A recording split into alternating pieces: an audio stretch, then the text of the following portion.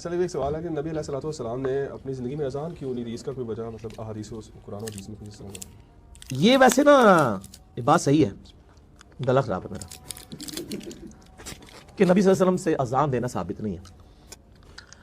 تو آپ صلی اللہ علیہ وسلم نے کبھی اذان یعنی ثابت نہیں. قرآن میں 5 نمازوں کے اوقات نہیں ہے. یہ جو ڈاکٹر ذاکر نائک نے بھی بیان کیا ہے وہاں نماز کا ذکر نہیں ہے. اللہ کو یاد کرو، اللہ کا ذکر، وہ مکی صورت ہے اور مکے میں 5 نمازوں کا شیڈول نہیں تھا. یہ ذہن میں رکھیے گا. وہ دھکے سے ہم ثابت کرتے ہیں کیونکہ ہمارے دماغ میں حدیثیں ہوتی ہیں، اس لیے ہم فٹ کرتے ہیں کہ یہ والی بنتی ہے. قرآن میں کہیں پر بھی نماز کی ٹائمنگز نہیں آئی ہوئی ہیں، حدیث میں ہی آئی ہیں، اور اگر آئی ہیں جو نماز کی ٹائمنگ وہ 3 آئی ہیں. Regarding, is it mentioned in the Quran that you should pray 5 times a day? The word 5 is not mentioned in the Quran 5 times a day. Look at Salah. I would never be able to fulfill my 5 daily prayers and do my wudu and understand this and so many other things if I didn't pick up the Sunnah and read the Ahadith. The Quran only has a brief mention of prayer. And the Quran is not a book where it speaks to you in a secret code. You should understand, oh, but Salah was mentioned 5 times and that automatically means that you should be reading 5 times and 1 in the morning and 1 in the evening. We want to know precise clarity as to the exact timings. Wallahi, it only came to us from the Sunnah of the Prophet ﷺ, from the Hadith. Cannot deny that. So a holistic ayah says, such as establish prayer. Everybody understands what prayer is. But what is meant by prayer actually in Islam? How many times are we to pray mentioned in the Quran? Fajr, Dhuhr, Asr, Maghrib, and Isha. Are they mentioned in the Quran specifically? Is this mentioned in the Quran? The answer is no.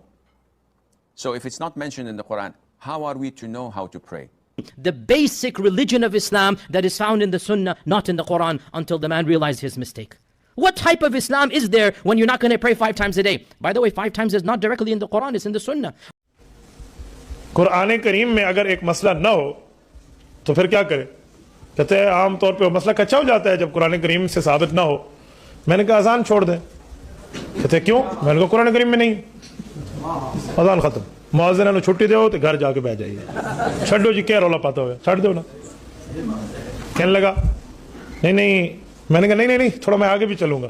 تکبیر بھی ختم کر دو. اقامت نہیں ہے. قد قامت الصلاۃ تو پورے 30 پاروں میں نہیں ہے. چھوڑ دو. اس کے بعد اللہ اکبر کریں گے نا، سبحانک اللہم مت پڑھنا نماز میں، پورے قرآن میں نہیں ہے. ورنہ سبحانک اللہم مجھے دکھا دو 30 پاروں کے اندر کسی پارے میں ہو، 114 صورتوں میں کسی صورت کے اندر ہو، 540 رکوعوں میں کسی ایک رکوع کے اندر ہو، 30 پاروں میں کسی جگہ تو ہوگا. یہ تو نہیں ہے، یہ بھی چھوڑ دو. الحمدللہ پڑھنا، قل هو اللہ پڑھنا. جب آپ رکوع پہ جاؤ گے نا سبحان ربی العظیم نہ پڑھنا. کیوں؟ قرآن میں آئی نہیں. نہ سامع اللہ پڑھنا، نہ ربنا لک الحمد پڑھنا. سجدے میں جانا سبحان ربی الاعلیٰ نہ پڑھنا، خاموشی سے رہنا. کیوں؟ قرآن میں سبحان ربی الاعلیٰ نہیں ہے. اور جب اس کے بعد التحیات پہ بیٹھنا، بالکل التحیات نہیں پڑھنی، صرف ربی جل نہیں پڑھنی ہے. وہ قرآن میں ہے، نہ التحیات قرآن میں ہے، نہ اللہم صلی اللہ قرآن میں. چھوڑ دینا. بڑی سادی جی نماز ہے، پڑھ لینا ہے.